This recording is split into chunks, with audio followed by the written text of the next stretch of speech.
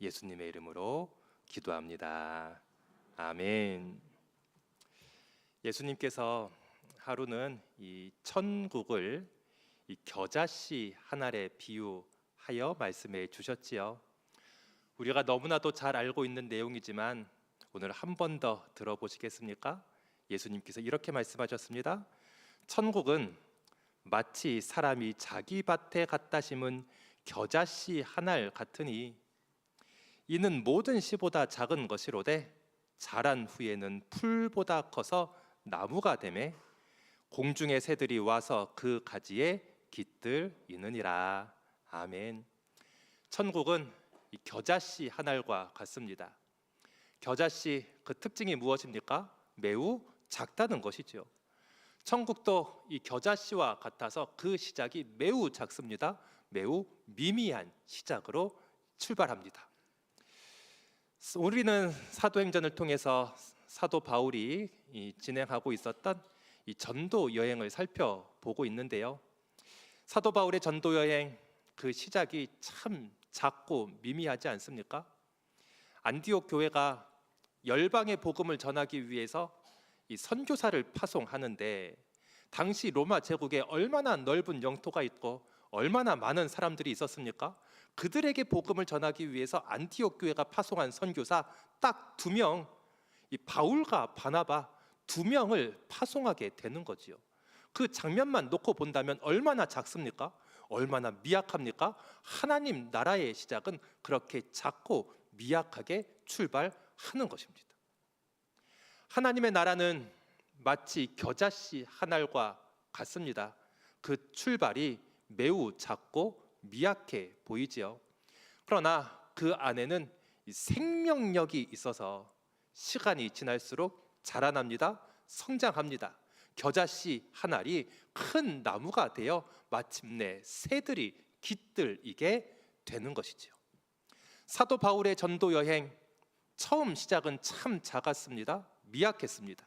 그러나 1차 전도 여행, 2차 전도 여행, 3차 전도 여행에 이르기까지 그 모든 복음의 사역은 자라나고 성장하게 되었으니 마침내 제3차 전도 여행에 이르러 이 사도 바울의 전도 여행은 사람들이 하나님의 은혜를 누리게 되고 하나님의 사랑을 깨닫게 되고 하나님의 평강을 경험하게 되는 하나님의 나라 천국을 경험할 수가 있었던 것입니다. 그러므로 사랑하는 성도 여러분, 바로 지금 우리가 뿌리는 복음의 씨앗 결코 헛된 것이 아닙니다. 바로 지금 우리가 믿음으로 행하는 모든 것들 비록 작고 미약해 보이지만 결코 헛된 것이 아닙니다.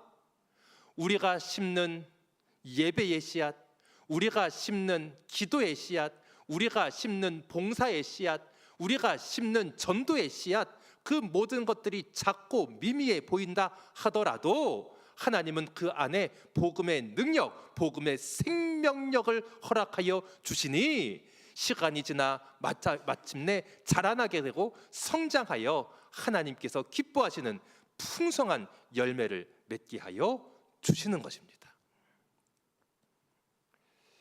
오늘 본문은 이 사도 바울의 3차 전도 여행 가운데 한 대목을 소개하고 있는데요. 사도 바울의 3차 전도 여행은 이 에베소라고 하는 지역을 중심으로 이루어집니다. 오늘 본문을 포함해서 이 사도행전 19장 전체가 이 에베소에서 있었던 사건, 이렇게 이해하시면 정확할 것 같습니다. 자, 오늘 본문이 시작하는 8절 말씀부터 보시면 바울이 회당에 들어가서 3달 동안 담대하게 하나님 나라에 관해서 복음을 강론하고 선포하였습니다.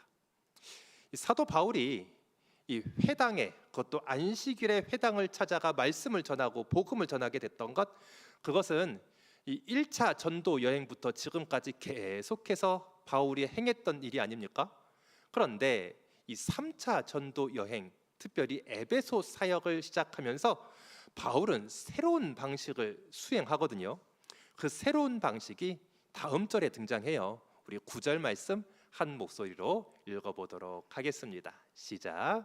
어떤 사람들은 마음이 굳어 순종하지 않고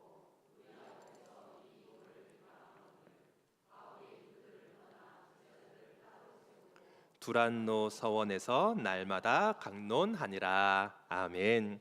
9절 말씀, 어떤 사람들이 마음이 굳어져서 예수 그리스도의 복음을 순종하지 않았습니다. 받아들이지 않았습니다. 거부했습니다. 심지어 그들은 바울이 전하는 복음을 비방하고요, 조롱하기까지 했네요. 바로 그때 바울은 새로운 방식, 새로운 선교 전략을 수행하기 시작하는데요. 9절의 뒷부분이죠. 바울이 그들을 떠나 제자들을 따로 세우고요, 이 두란노 서원에서 날마다 하나님의 말씀을 가르치기 시작했습니다. 자, 이 대목에서 이 회당에서 말씀을 전했던 회당의 사역, 또 한편에서는 이 두란노 서원에서 말씀을 가르치는 이 서원에서의 사역이 서로 대조를 이루고 있지요. 이 회당에서의 사역과 회당에서 말씀을 전하는 회당 사역 사이에는, 이 서원에서 말씀을 전하는 서원 사역 사이에는 아주 중요한 두 가지 차이점이 있었다, 이렇게 말씀을 드릴 수가 있는데요. 첫 번째 차이점은 그 대상이 달랐습니다. 여러분, 안식일을 맞이해서 유대인들의 회당에 들어가서 말씀을 전하다 보면 그곳에는 아직 예수님을 믿지 않는 사람들이 많이 있었지요. 그러니 회당에서 말씀을 전할 때는 아직 예수님을 믿지 않는 불신자들을 대상으로 사도 바울이 직접 복음을 전했던 거예요. 그런데 두란노 서원에서는 누구를 대상으로 말씀을 전합니까? 9절 뒷부분 말씀을 보십시오. 바울이 그들을 떠나, 그 다음에요, 제자들을 따로 세우네요. 그러니까 예수님을 믿는 사람들, 성도들, 제자들에게 하나님의 말씀을 집중적으로 가르치는 것이 이 서원에서의 사역이었던 거예요. 자, 이처럼 회당에서의 사역과 서원에서의 사역은 그 말씀을 전하는 대상이 달랐습니다. 또 한 가지 아주 중요한 차이점이 있는데요. 모임의 횟수가 달랐습니다. 이 회당에서 사도 바울이 복음을 전할 때는 일주일에 한 번 안식일마다 회당에서 예수 그리스도의 복음을 전했던 거죠. 일주일에 한 번 전했습니다.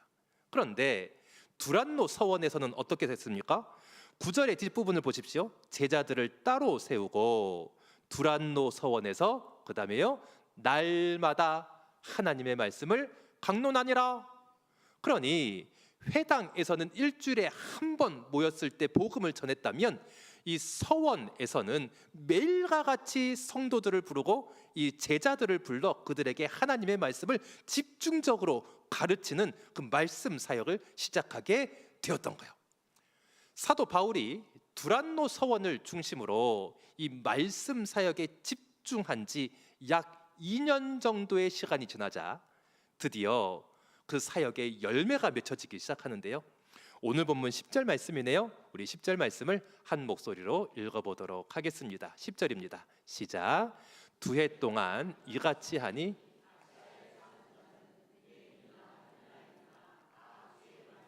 듣더라. 아멘. 10절 말씀, 2해 동안, 2년 동안 사도 바울이 이와 같이 행하니, 이와 같이 행했다, 무슨 뜻입니까? 바로 앞절 9절에 묘사되어 있는 것처럼 이 회당에서의 사역을 잠시 뒤로 하고 이 두란노 서원에서 제자들, 성도들을 불러 모아서 날마다 말씀을 가르치는 그 말씀 사역에 집중하였더니 결과가 무엇입니까? 아시아 지역에 있는 모든 사람들에게, 유대인이나 헬라인이나 구별 없이 모든 이들에게 예수 그리스도의 복음이 증거됐다는 거예요. 그러므로 본문 10절의 이 말씀, 유대인이나 헬라인이나 아시아에 있는 모든 사람들에게 복음이 전하되었다, 이 말씀은 사도 바울이 아시아 전 지역을 돌아다니며 그들에게 복음을 전했다는 뜻이 아닙니다. 사도 바울은 지금 에베소에서 이 두란노 서원에서 열심히 제자들을 불러놓고 그들에게 하나님의 말씀을 가르쳤어요.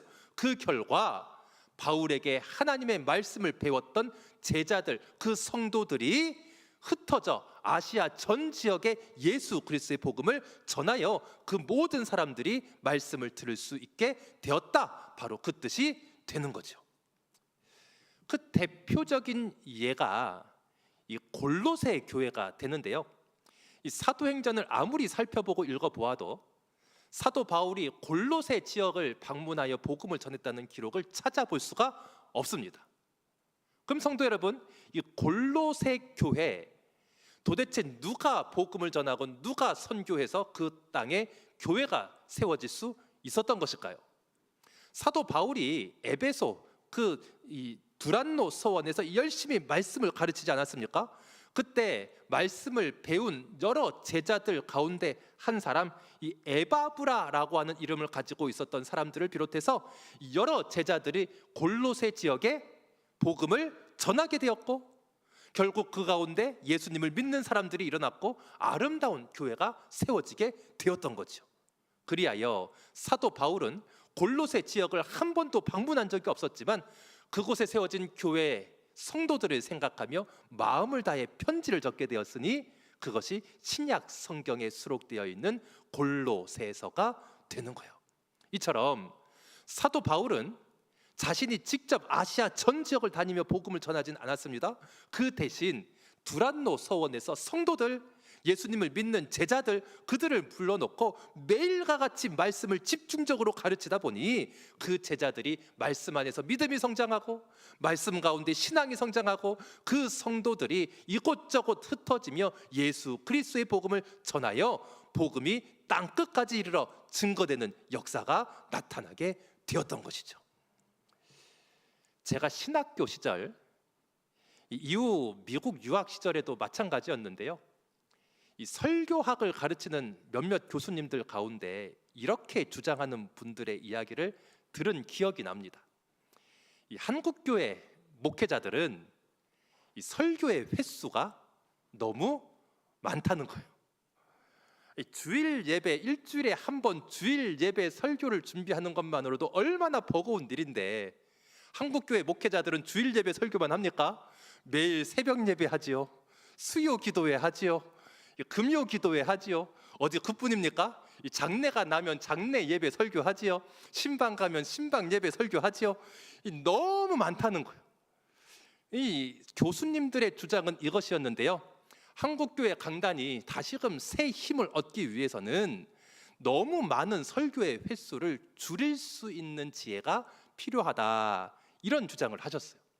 근데 성도 여러분, 제가 시간이 지나면서 성경 말씀을 다시 한번 공부하고 또 신학을 계속해서 공부하는 가운데 제 마음속에 그 교수님들의 이야기가 정말 옳은가, 이런 의구심이 드는 거예요. 성경을 보면 오늘 말씀이 무엇을 가르칩니까? 사도 바울이 일주일에 한 번 회당에서 복음을 전하는 그 정책에서 조금 수정해서 이 두란노 서원의 성도님들을 매일과 같이 만나고 그곳에서 성경 말씀을 날마다 가르치니 제자들이, 성도님들이 말씀 안에서 신앙이 자라고 믿음이 자라 예수 그리스도의 복음이 땅끝까지 편만하게 증거되었다. 이것이 오늘 본문의 가르침이 아닌가요?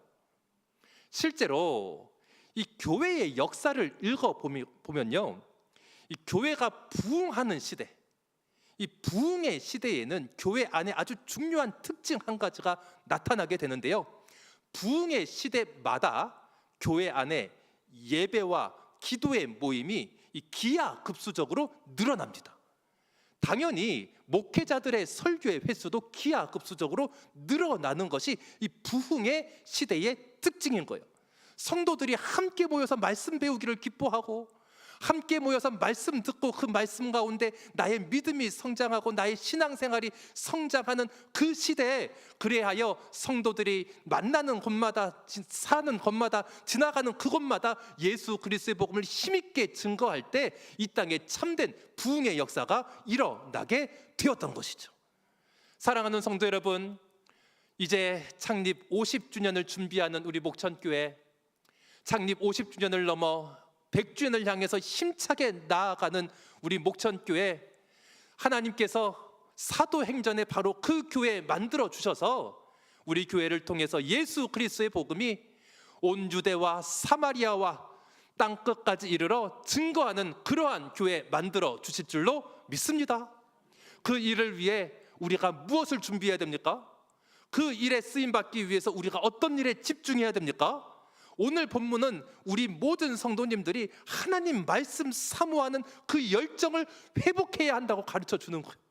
모든 성도님들이 말씀 배우기를 기뻐하고 그 말씀 가운데 나의 믿음이 성장하고 말씀 가운데 신앙이 성장할 때에 하나님께서 우리 교회 가운데 역사하여 주셔서 우리 모든 성도님들을 전도의 통로로 삼아주시고 예수 그리스도의 복음을 증거하는 사도행전에 바로 그 교회를 만들어 주시는 것이죠.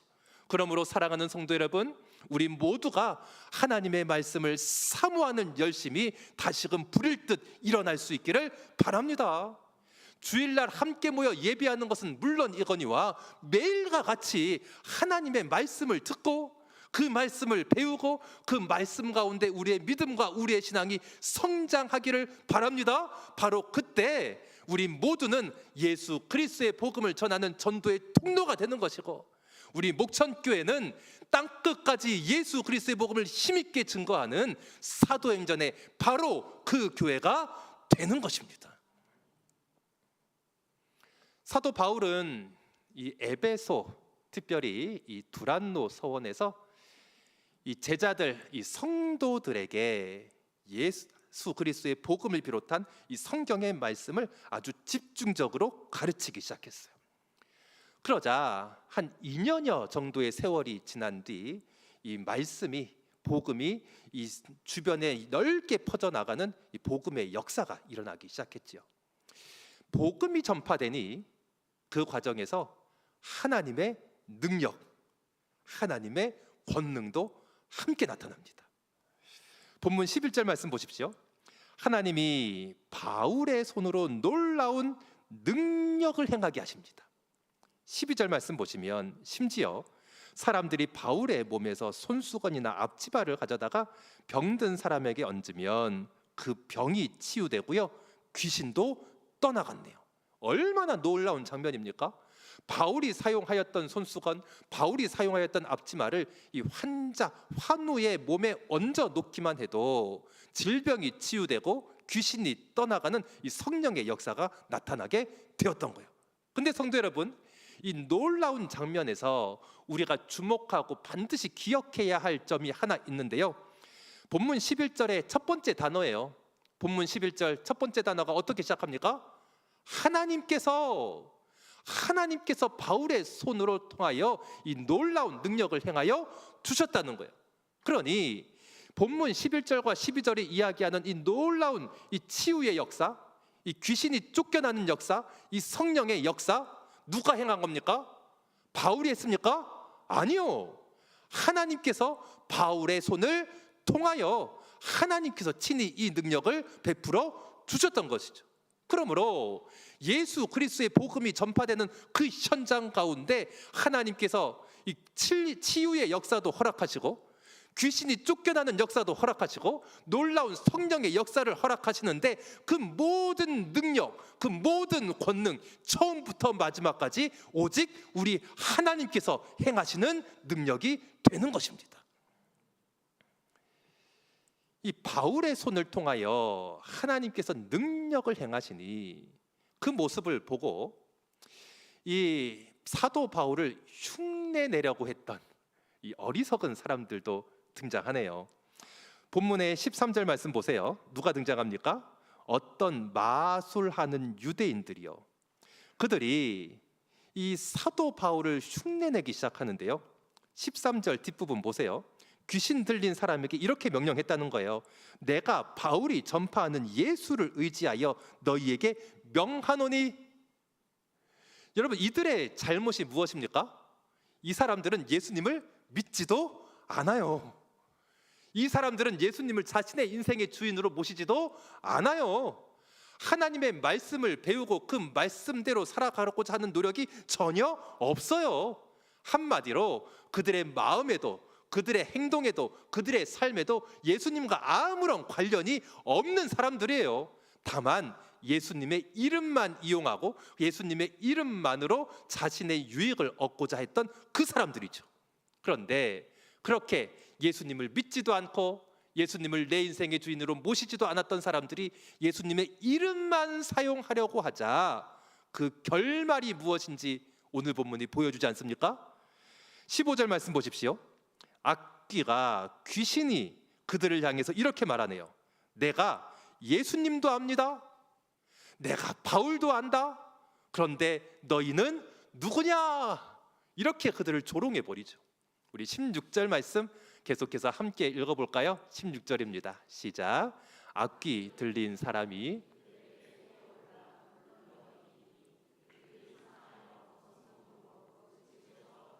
하는지라. 아멘. 이 귀신 들리던 사람들이요, 그들에게 뛰어 올라가 버립니다.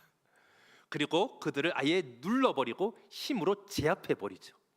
마침내 그들은 이 몸에 상처를 입고 모든 옷이 다 벗겨진 채로 그 부끄러운 모습으로 도망칠 수밖에 없었다는 거예요.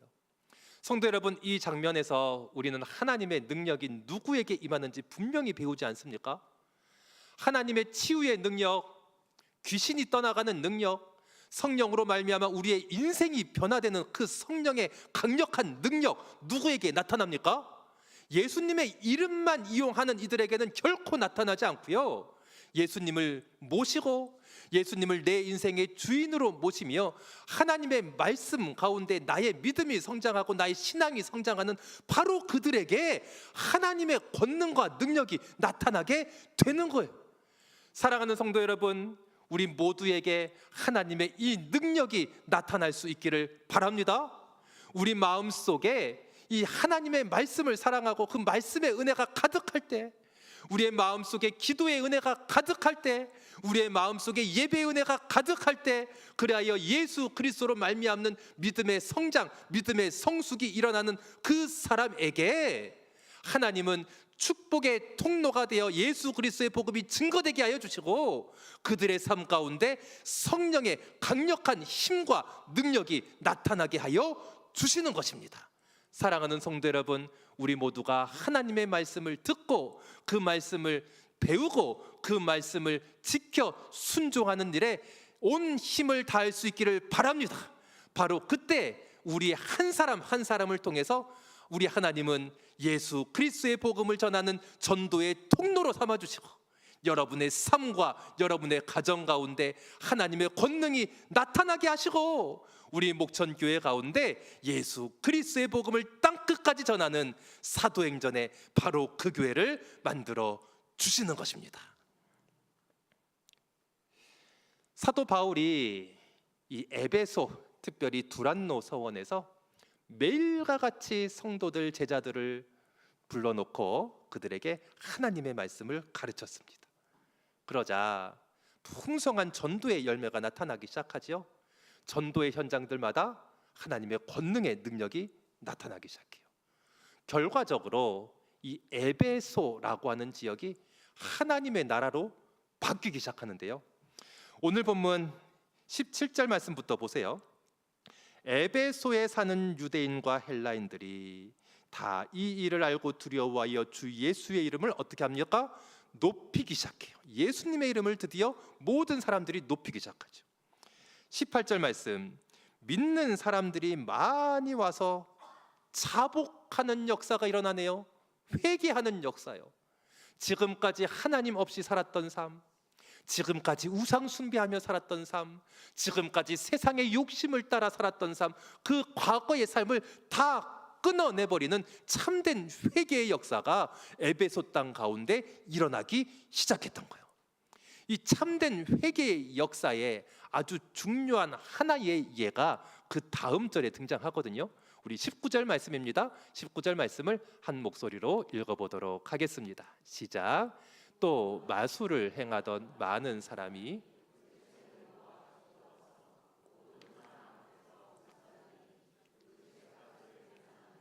은 5만이나 되더라. 아멘. 19절에 이 마술을 행했던 에베소 사람들이 등장하지요. 이 마술을 행했다, 이 오늘날로 말하면 주술을 행하는 사람들, 이렇게 이해하시면 정확할 것 같습니다.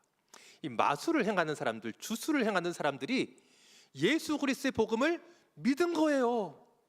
구원받은 하나님의 자녀가 되었어요.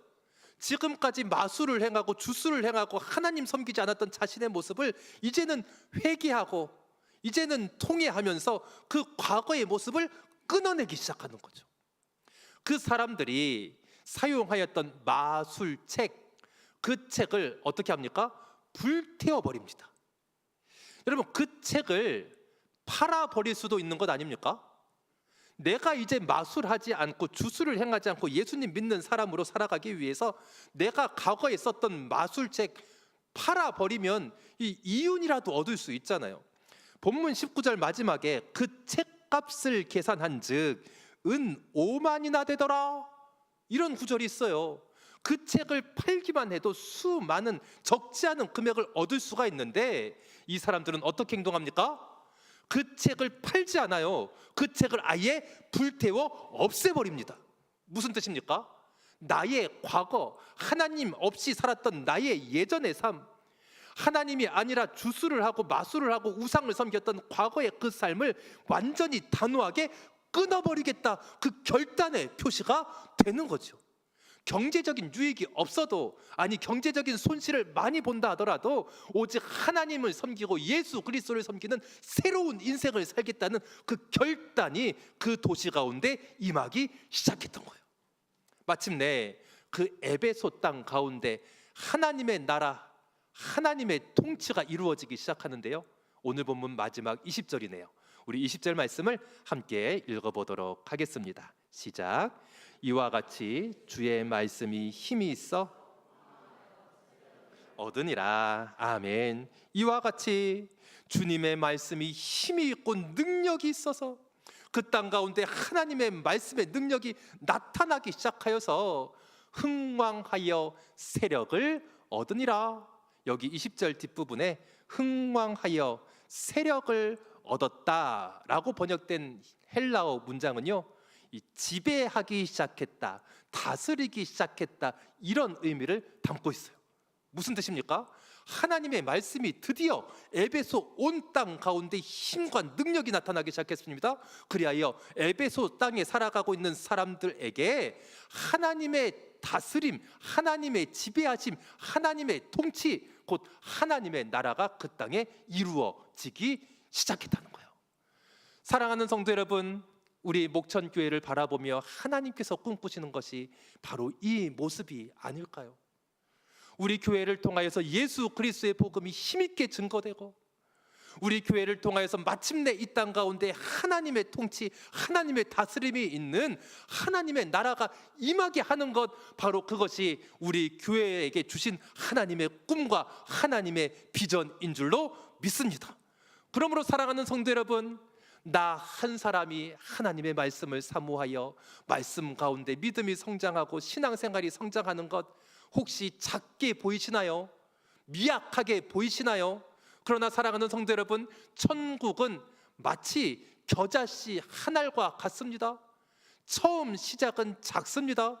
그러나 시간이 지나면 그 겨자씨 한 알이 자라나고 성장하게 되니 마침내 풍성한 하나님 나라의 열매를 맺게 되는 것이죠.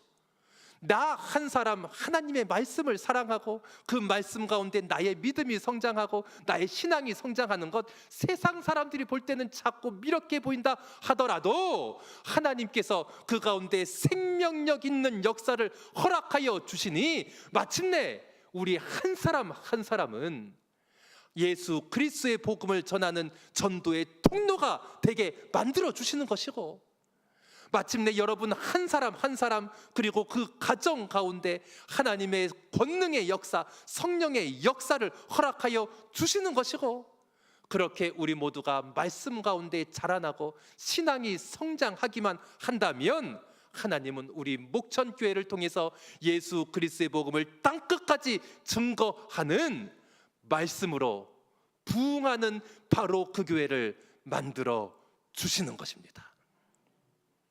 기도하겠습니다.